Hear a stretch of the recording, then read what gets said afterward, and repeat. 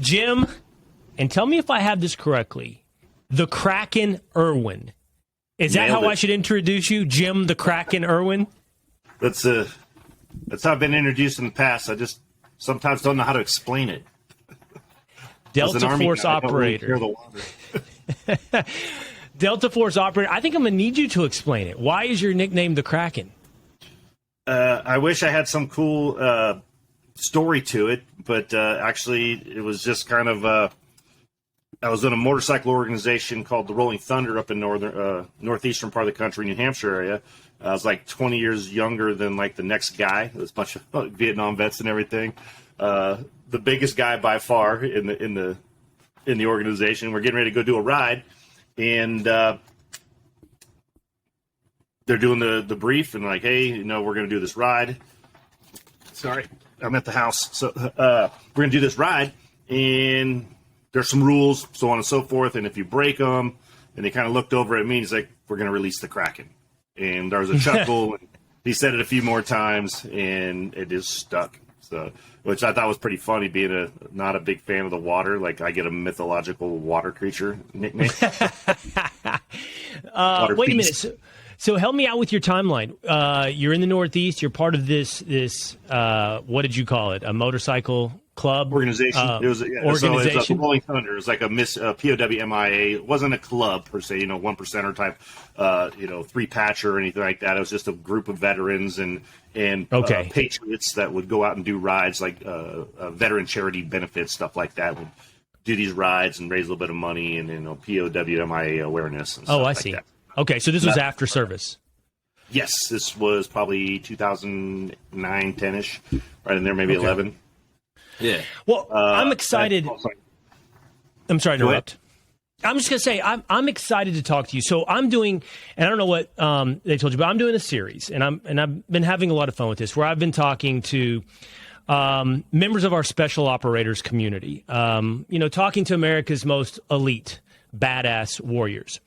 And I have talked to Army Special Forces, I've talked to Navy SEALs, I've talked to MARSOC, Marine Raiders, but I haven't, Jim, had a chance to talk to anyone whose service would be classified, and please, as we go, correct me as I make mistakes in terminology and understanding, but anybody who would be classified as Tier 1, whose service would be under, I believe, Joint Special Operations Command, JSOC. You're the first, to my knowledge, that I've talked to. And I'm going to start with this curiosity.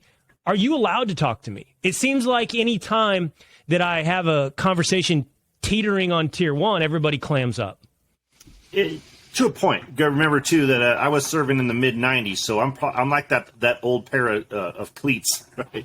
They were good while I had them, but stuff has evolved so far in almost 30 years that I'll share what I can. This cat just wants to be right in the middle. I'll share what I can, and there'll be some things I just simply can't answer, and we'll leave it at that. But they've come a long way from my day. So Tier 1 is basically, if you put it in perspective, it's an asset in the military, and it's usually, when we start talking about tiering, it's a funding thing, right? It's not necessarily a group of Tier 1 does this. You have Tier 1 assets, Tier 2 assets, Tier 3, big Army, Tier 2 assets being like, we'll never admit it in public, but like Tier 2 would be like your Rangers, your very specialized elite units, but they're a support element to that Tier 1 asset that has much more funding and a more specialized training. So SEAL teams and stuff like that, I would say and I may be completely wrong on this, it may have changed, but so like your Army Rangers and your standard SEAL teams would be technically a Tier 2 asset, and your counterterrorism hostage rescue type units would be a Tier 1 asset. It doesn't make them, how would you put it? It's a monetary thing. It's weird that way, but it's a little bit different than most people think out there. And I could be completely off the reservation on that, but that was my understanding on how that we apply a tier to something.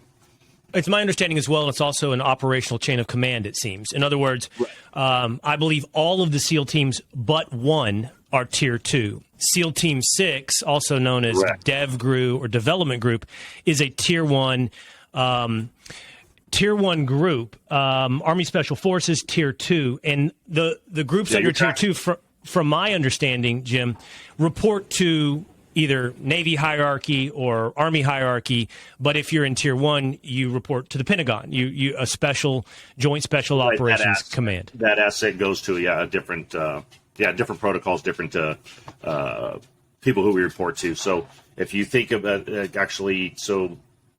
the unit I was in actually reported, it was under USASOC, United States Army Special Operations Command. JSOC, Joint Special Operations Command, is going to cover all your military assets to include Army, Navy, Marine Corps. So when you start to pool those resources together to do a joint operation, that's a JSOC entity, if you will. And then, but on a daily chain of command, we fell under United States Army Special Operations Command. But and this is part of the reason I want to hear your personal story, by the way. But I also and I appreciate that you say things have changed. But I want to try to fill in my knowledge gaps as much as possible. I'm curious. Once you're inside of sort of that Tier 1 JSOC world, is it still divided up fairly distinctly? Meaning that SEAL Team 6 and your Delta Force, is there much interchangeability, interoperability? Do you work together, or is it all pretty separated and just assigned to different tasks? In my time, we were pretty separate.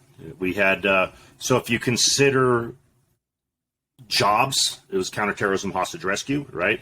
On the Army side of things, or in the unit side of things, we would do a lot of land and air, and Dev would do their water, the water operations, but we could come together. We could all do sea, land, and air. But in my time, we didn't really do much and focus on any waterborne operations because that was their baby, right? So we focused on other things. But the job is counterterrorism, hostage rescue. It has evolved immensely through GWAT to combine those units. There's so much going on that you can't do it all with one unit. You can't. You would literally just be working multiple missions every night.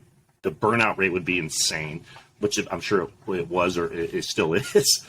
So you would have joint missions. Hell, I'm sure we were doing stuff with other allied countries to try to get this done. I mean, there was just so much work. You had to spread it out. In my day, coming out of being a Ranger, we were ambushes, raids, airfield seizures, and go loud and shoot anything on that outside of the airfield. Right? You were just the tip of the spear infantry, specialized in, like I said, ambush raids, airfield seizures, stuff like that. You didn't do counterterrorism, hostage rescue. You didn't do building clearing. Right? You jump out of a plane, you march for 20K and take over an area and surround it, and the other people would do their things. There's other units. To now, modern day, they're absolutely trained in it. My selection process in the Rangers was 3 weeks. It was RIP, Ranger Indoctrination Program. That was basically get your butt smoked for 3 weeks and learn Ranger history. Don't quit. Now it's 2.5 months. It's a selection process. You're learning to do pistol craft. I mean, it is since evolved in such an amazing way. It's pretty impressive to see a modern Ranger as compared to what I was doing in my day. Well, and I want to talk about this, and whenever I have these conversations, I'm always trying to balance this sense of organization in my head. Do I pursue your story chronologically, or do I follow the threads of curiosity that pop up? So it's a balancing act. So you said something that just leads me where I would follow my natural curiosity. You talked about your natural aversion to water, but in their charter, in their original conception, in the Tier 1 status, Delta versus SEALs, now as a later addition, MARSOC, would have their special purposes. I'm curious from your standpoint, then when you look up and I've already lost track of what year it was. Was it 2009 that we got bin Laden? 2010, 11, somewhere in that range. That we got bin Laden. Are you surprised, or were you surprised? Were your group of friends surprised? There wasn't water involved, that it was SEAL Team 6 that was sent instead of Delta operators. I wouldn't say surprised. At the time that he was captured, if I recall, there was a Navy admiral in charge of JSOC, or whoever made that decision, it was a Navy dude that was in charge, right? And it might have been their turn, their rotation in the country at the time that, hey, we got to do it now. The boys are here. It just happened to be Team 6 and not us. At the end of the day, I'm also that guy that is, as long as we got him, right? It would have been great in history making if we could have captured him.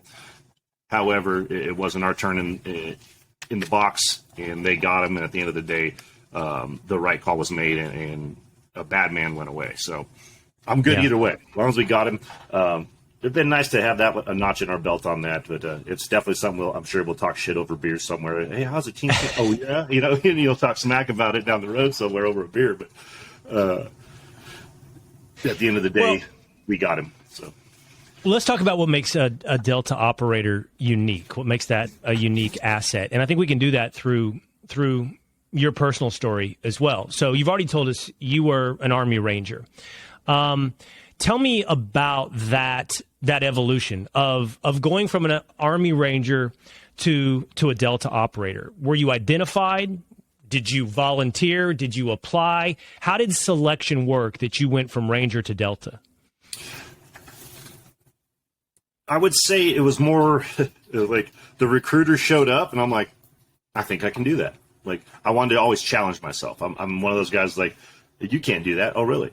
Okay, well, let me see if I can. So it became a personal challenge to just continue to try to succeed and be the best in my eyes, I guess you could say, is what's the challenge? Can I make it at my age, 4 or 5 years younger than most of the guys that were out there? Recruiter came through.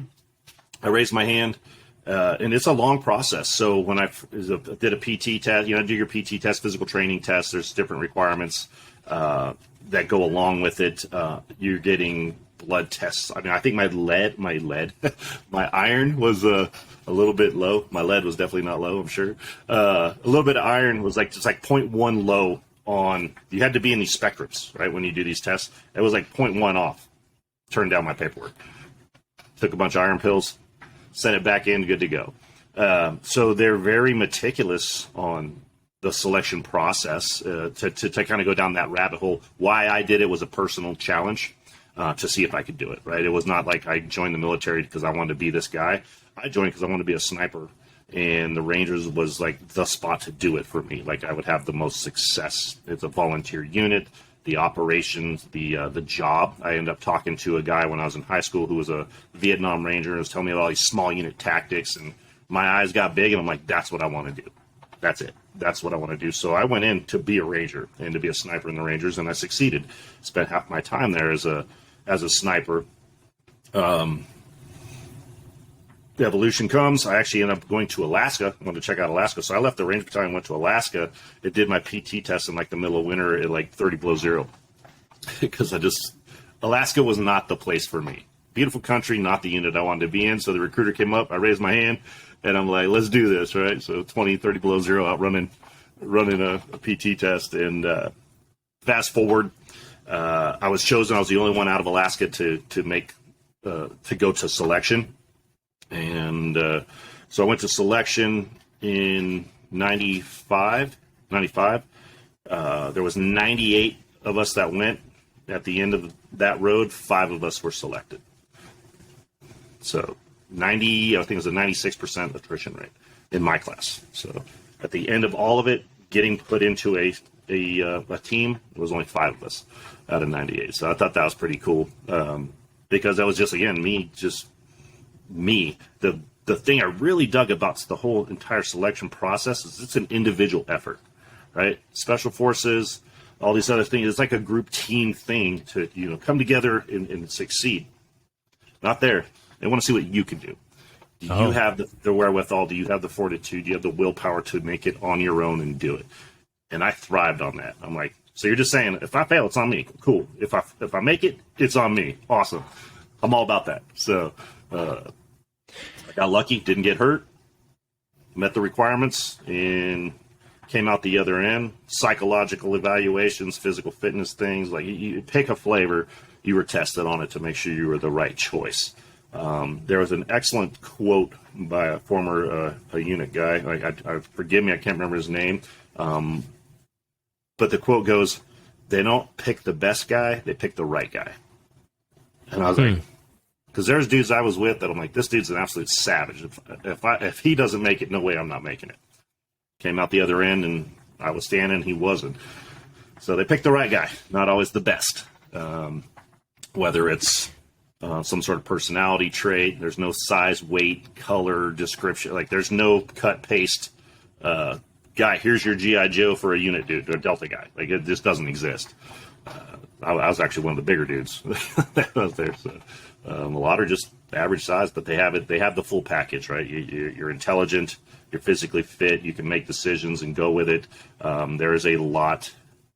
It's not a cut and paste thing, which I found really fascinating, and it's a guarded secret on how they do it to this day. Decades. There's only few people that actually know the requirements. So you said so many things that I want to follow up on, but that's where I'm going to have to start. So just as a matter of, and maybe you can answer it, maybe you can't, we know that I believe part of Green Beret selection process is the Q course. We know that BUDS is part of the Navy SEAL selection course. What is the name of the course you're talking about where they wanted to see who you were as an individual? So you go to your selection, which is called the Advanced Land Navigation course. You go to selection. Animals just want to be in front of the TV today, or the monitor. Once you make your physical assessments and everything, and you're chosen to attend the selection course, which is about a month, I believe that's just called the Advanced Land Navigation course, because a lot of people don't make it out of there. But there's a course for it. And then if you're chosen to go to where they're located, then it's called Operators Training Course, and that's a whole nother thing where you learn to be an operator, right? So it's funny, you hear the term operator, like, just thrown around left and right. Anybody can go to a 511 store, throw on a pair of pants and a shirt, you're now an operator. But they never went to Operators Training Course. So you can, it's just the name, man. I was an assaulter. Like, that's why I looked at it.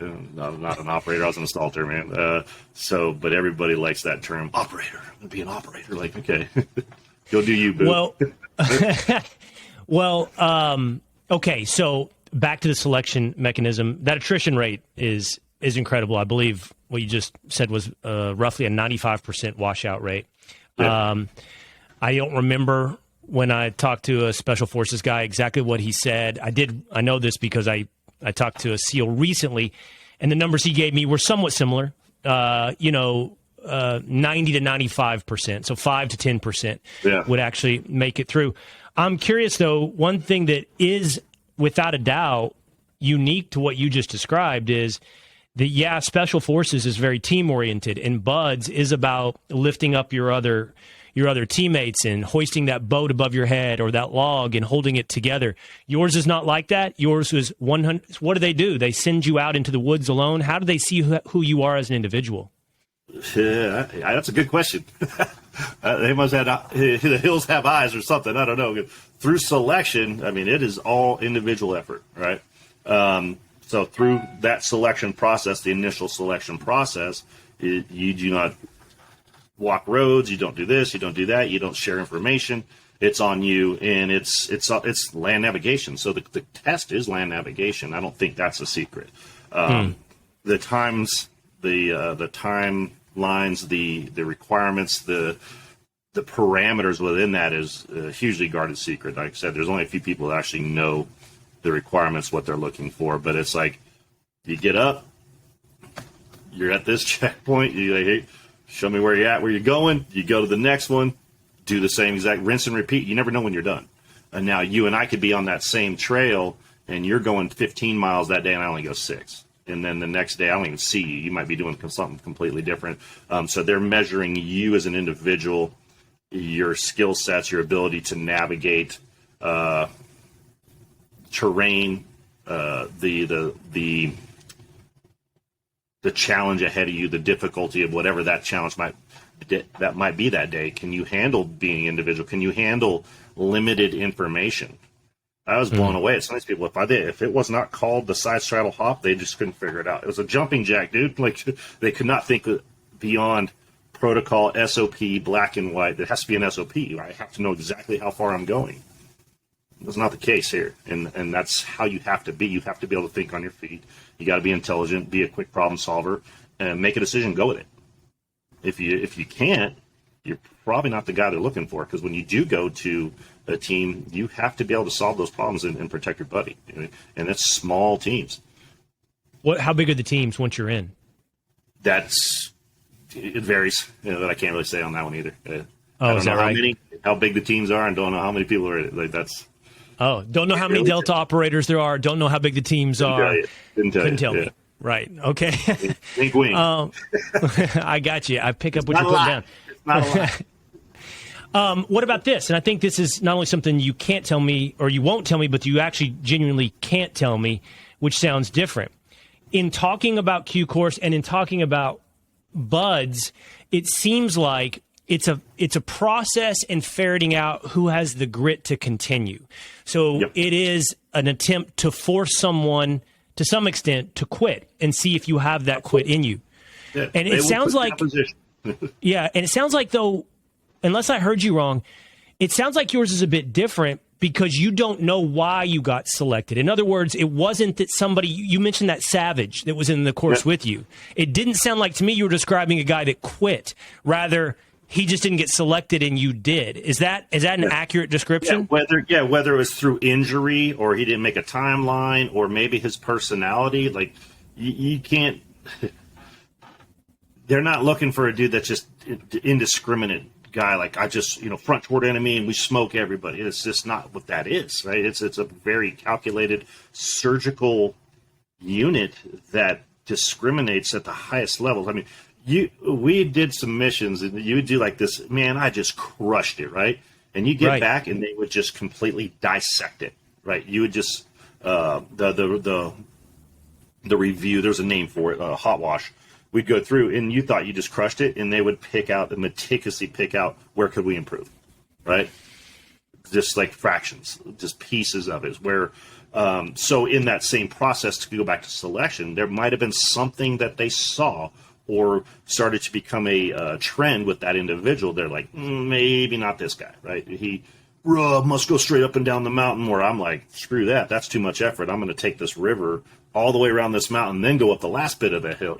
Like be intelligent about it so that I can continue to go, right? Not just come out of the gate 100 miles an hour and 3 weeks in, you just fall on your sword because you're out.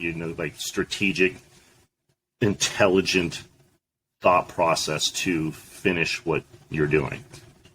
And if I took just keep going. Yeah. If I took a cross section of Delta operators and I sort of, looked at the different. How about this? If I looked at the backgrounds of the vast majority of them, would they be Rangers? Is it mostly? I know the close connection. I know the close connection between the Rangers and Delta. By the way, I think it was shown in the movie and the real life events of Black Hawk Down. Yeah. And then again, I had a Green Beret on talking about. He told me how close those two units are. But so I'm curious: are most Delta operators Rangers? What about Special Forces guys? Are there Special Forces? Forces too. I would think. So when I was in, you had to spend a certain amount of time, like in a military, to go to Special Forces. You couldn't join Special Forces as a private, right? Just before my time, you could, and I think later down the road, you could. So you had to spend some time in there to get some maturity and some level of skill set, and knowledge. Where I was a private E2 in the Ranger Battalion, front toward enemy, fight, drink, and the third one. So that's what we did all day, every day, right? So where you start to mature as a Ranger or as a soldier, whether it be Rangers or SF, and start to take it more as a job, instead of just, I'm just this beast that's going to go out and fight, and it's a very mature, educated person, I think, that gets there. Now, maybe I might not have been mature enough. I wasn't there. I was only there a couple years, because I made some decisions. It wasn't because I had an accidental discharge or I was a bad operator, assaulter. I made some decisions that my team sergeant didn't agree with, and I did my walk for a year, and then when I went to go back, I got turned down, so I got out. But that's a whole. I won't go into that. But without going into the story, Jim, one thing I'm curious about what you just said is, so I asked this question again of a SEAL recently, where I said, is it like once you get the trident, you're in, or do you have to always find placement on a team? Do you always have to continue the process of acceptance and accomplishment? And we talked about that. So it sounds like sort of the same thing with Delta. Like you pass selection, but the battle's not over to remain a Delta operator. There was a quote, or I don't know if it was a quote, but the statement was, every day's an assessment. Mm-hmm. So literally every day you come to work could be your last.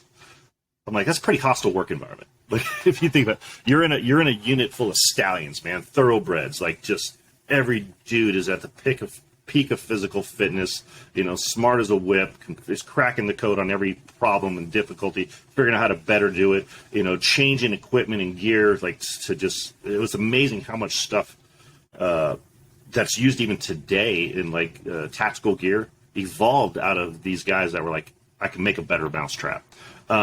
So every day was an assessment or a selection process, meaning if you're not holding your own or 1.5 persons worth, you're gone.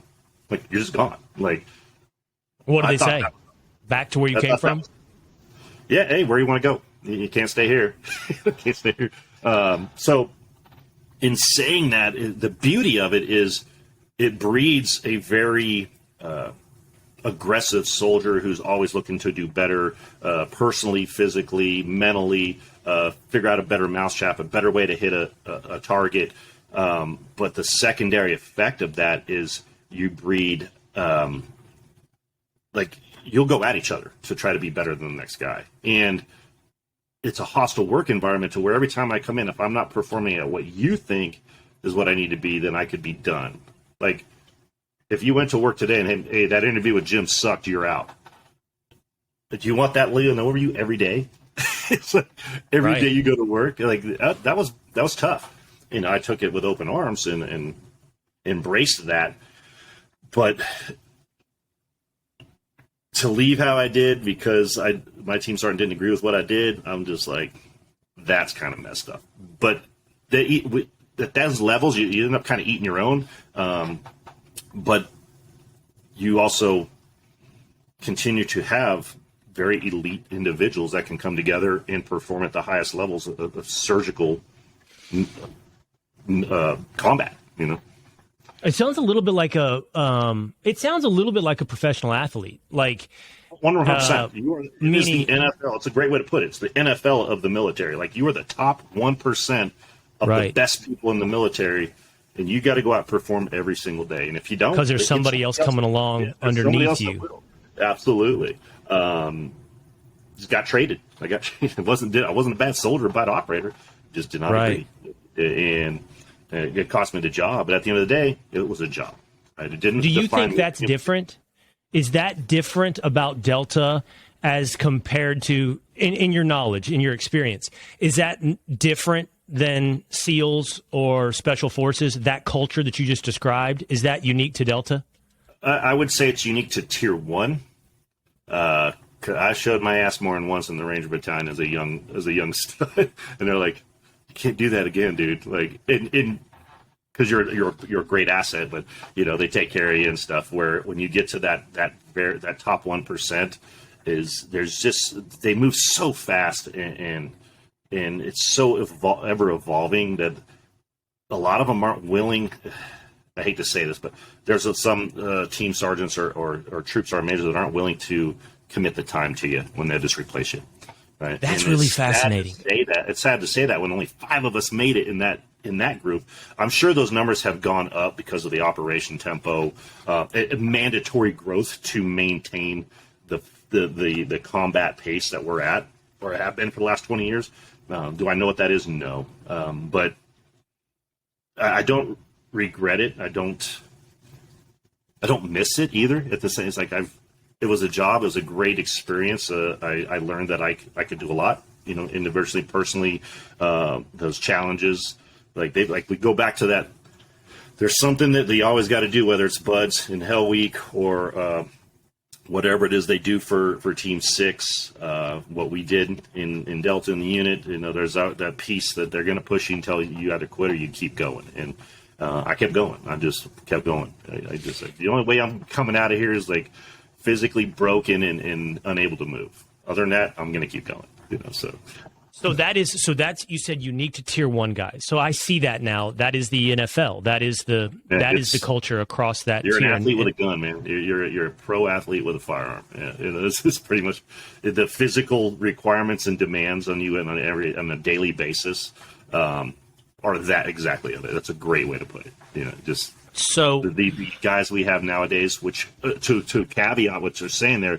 So when I was a Ranger starting, right, you got up and you got in formation and you ran every day. You didn't really even lift weights, right? That was kind of like the faux pas in the 90s. You Rangers run. You run everywhere. You run to chow. You run to here. You run there. Jump out of a plane. You run to where you go. Whatever. That's what you did. You hump a rucksack. You walk and run. Fast forward today, I went to the 40-year anniversary of 2nd Ranger Battalion up in Fort Lewis.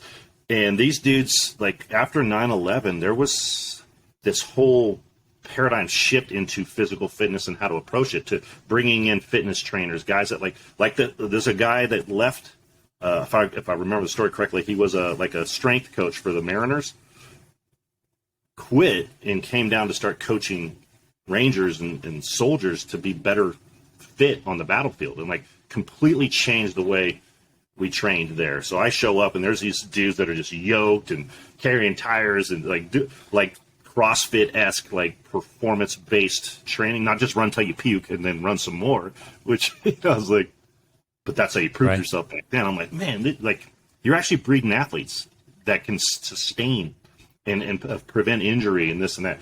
But I still did win the keg toss at 40 years old. So. There's this one young guy, he was pissed the whole time. I had him by 2 feet. He could not throw the keg further than me. He was like, who are you, dude? So Jim, what years, do you mind telling me, was it that you were with Delta? Got there in 96, left in 98. Okay. So pre 9/11.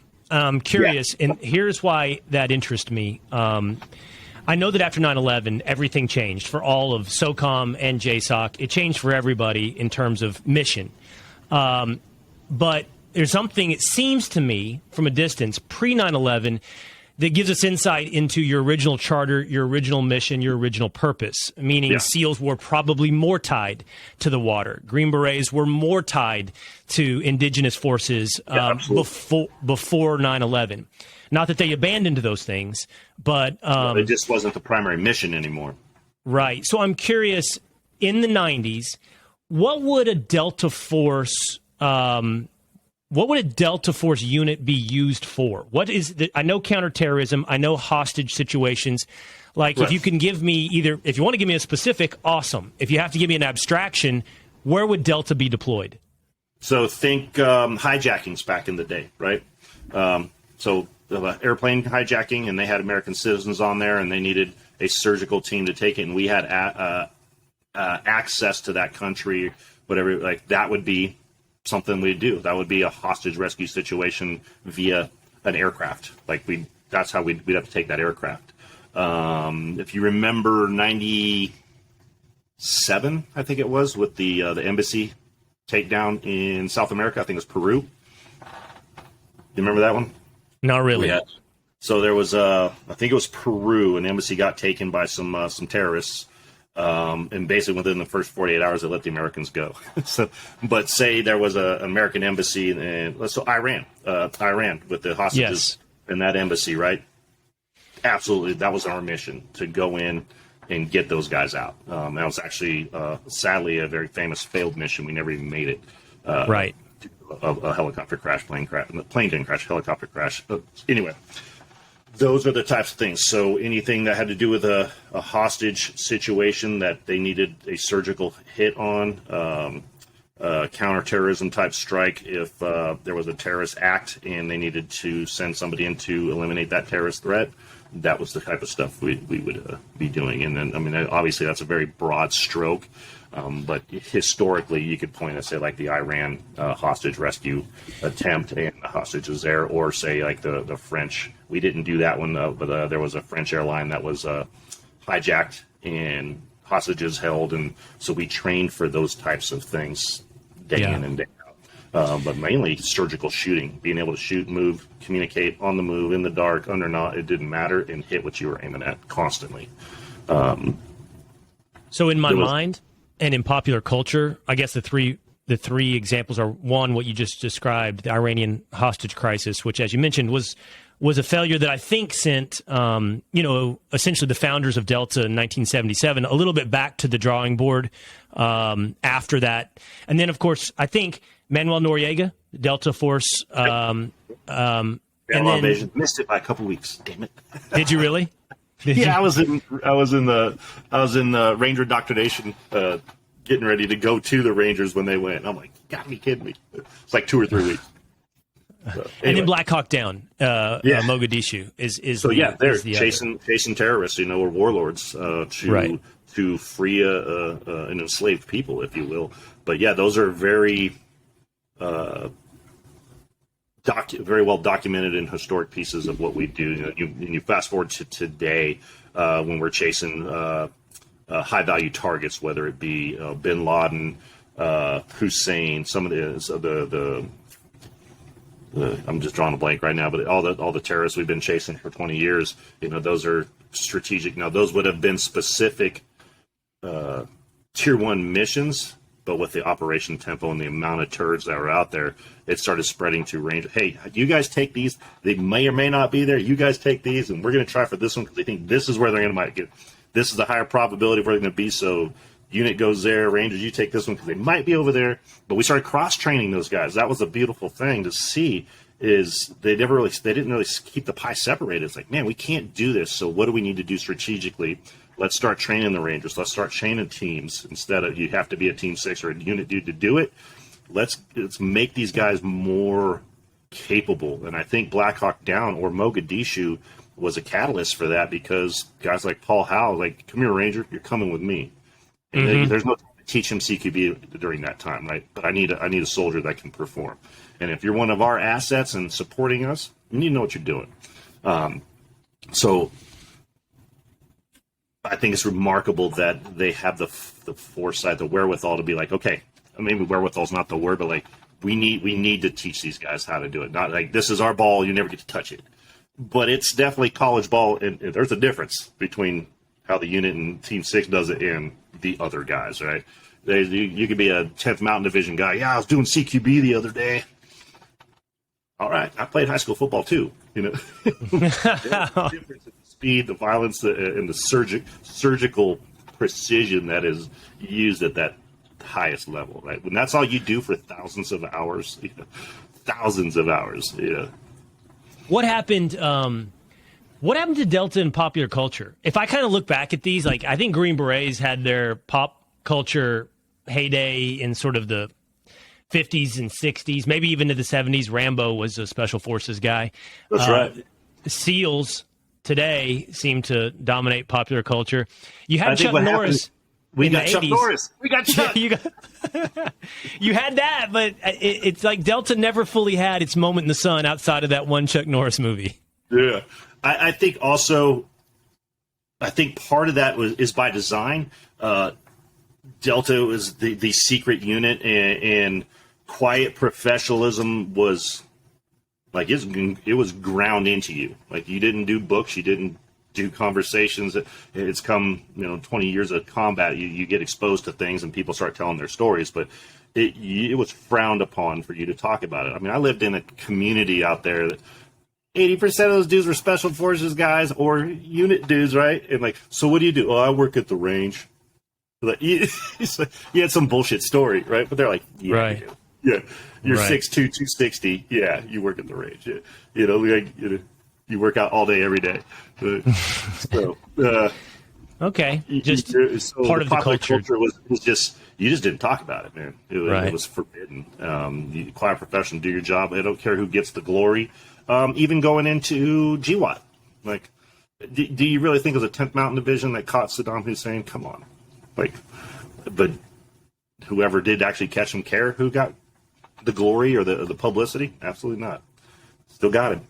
Does that lend itself? It seems to me, again, correct me if I'm wrong, or if you can tell me, that there tends to be, or it looks like there's a pretty decent overlap between the CIA and Delta operators. Maybe CIA kinetic action members. I, again, asked a Army Special Forces guy, and he said, look, we don't have a lot, to his knowledge, we don't have a lot of overlap with CIA. But would that be different with Delta? Nothing I was exposed to that I would say that I could be like give you an educated answer on. It's not something I could speak to. Honestly, I just don't know. I spent a lot of time overseas in the combat zones after I got out. I wasn't direct action anymore. I got into the protection side of things, but still, like, I got out in December of 2000. I got out of the military. I'm just like, so I made it to the playoffs and then retire. Are you serious? Like, I still got over there, and you saw a lot of people, a lot of what's the word? Agencies and units and groups that aren't all military. You know, hell, I was running into FBI dudes and this guy and that guy. I'm like, what are you doing here? Like, yeah, this is our job, man. This is like it grew. That battle space needed all those other pieces, or it wasn't that, you know, Axis and ally type of thing, right? This was an entirely new combat environment when you're talking about these terrorists and you're fighting the Taliban or whatever the name of ISIS, whatever the name of the flavor of the day was, that are using guerrilla tactics, and you had to change from uniformed combat and specific, that's them and that's us, you know, to a very unique environment that took every asset we have, takes every asset we have. So they were all over there. Now, whether there was overlap or not, I don't know. But it was pretty impressive, and it kind of neat to see that it wasn't just soldiers over there doing work, right? It was America over there, man. There was U.S. entities of every flavor doing work to make sure we put bad guys down and keep bad people off our country, off our soil. Well, Jim, like I said, I think, and I don't want to say this too definitively, because I think I have talked to a couple guys who got cagey with me, but I think you're one of the only tier one guys I've gotten to talk to when it comes to this series of conversations, which you know, we brought up the analogy to professional athletes a couple of times. You know, I spent most of my career talking to professional athletes in the sports world, and I find these conversations more interesting. So if we're talking about the best of the best when it comes to Warriors, I really appreciate you giving me some insight into Delta. Absolutely. We have a phenomenal military, and we have figured out to do a lot with very little. And when you get to that tip of the spear, it's not easy to be a warrior at that level. It cost me marriages. It cost me a lot. It cost me my job. Just with me being that guy, like, I was all about the drinking and fighting and womenizing, and it's just, but I was all in as a warrior, as a soldier. Like, I was always challenging myself, and if we weren't doing this, I was doing that. Like, it's like, if we weren't shooting guns and we were fighting with fists, like, I wanted to be that all around warrior, soldier. So like I said, it costs you a lot to be at that level. And even today, I got a bro of mine that was out there for a very long time, and he decided at one point, after 13 tours, 13 tours, over 300 gunfights, no holes in him, he's like, hey, man, I need a break. Oh, you piece of shit. You got to go. Oh, really? That's the machine, bro. That's the machine.